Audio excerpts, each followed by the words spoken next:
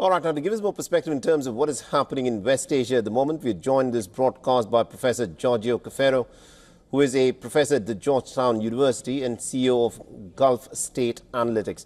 Now, Professor, let me in fact start off by asking you this. The clear build-up by the Americans of moving their B-2 stealth nuclear bombers to Diego Garcia and also these repeated attacks that they've carried out on the Houthis.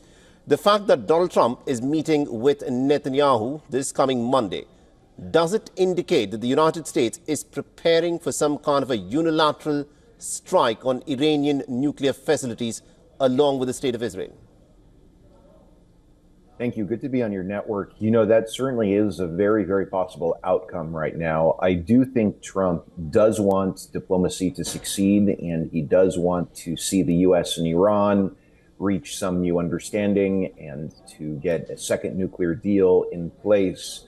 But at the same time, I think what he's trying to do is intensify the pressure on Tehran, sending a message to the Iranians that the window of time for diplomacy will not be open forever, and that Iran needs to come to the negotiating table, make huge concessions to the U.S., and the alternative would be being attacked by the U.S. and/or Israel. So basically, I think this is a pressure tactic, but it doesn't mean that a military confrontation is inevitable.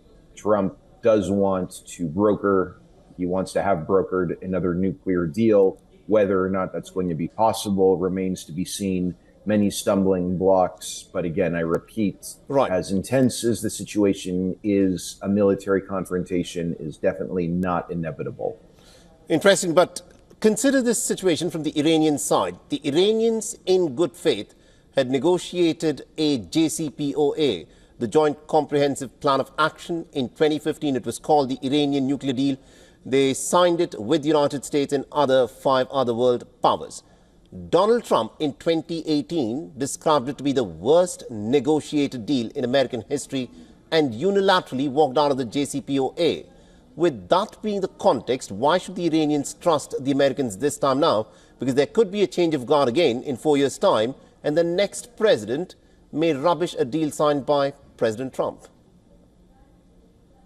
Well, you're absolutely right. The Iranians complied with JCPOA. The U.S. did not. It was the United States that decided, as you said, in May 2018 to unilaterally sabotage the JCPOA.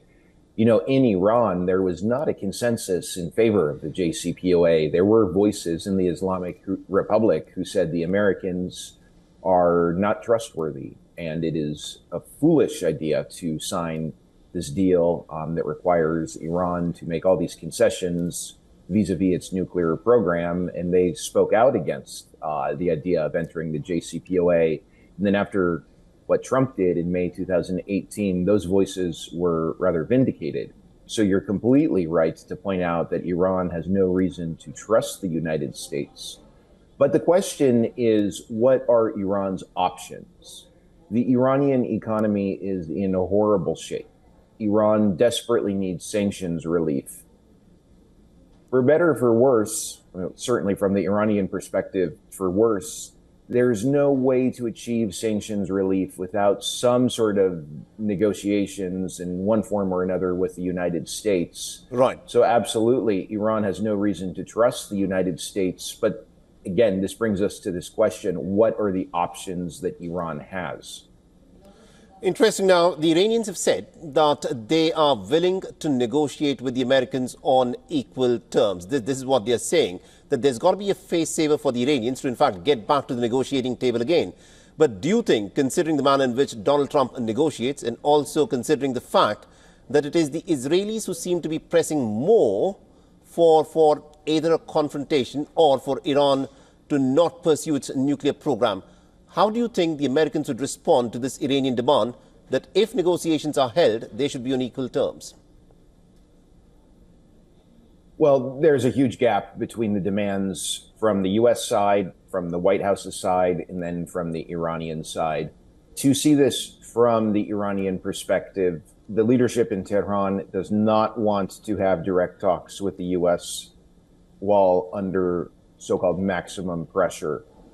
The concern in Iran is that this just sets a precedent that the U.S. can bully Iran, and then Iran, from a position of weakness, is forced to the negotiating table and has to make huge concessions to the United States. Right.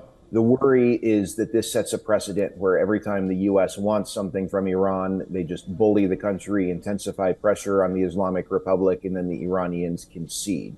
So yes, the Iranian leadership is open to talks with the U.S., but they've been quite clear that as long as there's pressure, these have to be indirect talks that go through countries such as the Sultanate of Oman, and direct talks can happen when the pressure ceases. I don't think the Trump administration is going to ease the pressure anytime soon. So probably we're going to see indirect talks, and this will make it very important for countries like Oman to be a diplomatic bridge. All right. Will be interesting as to see as to how this progresses from here. Thank you very much indeed, Professor Giorgio Cafero, for joining us and getting us that perspective then. Thank you. For all the latest news, download the WION app and subscribe to our YouTube channel.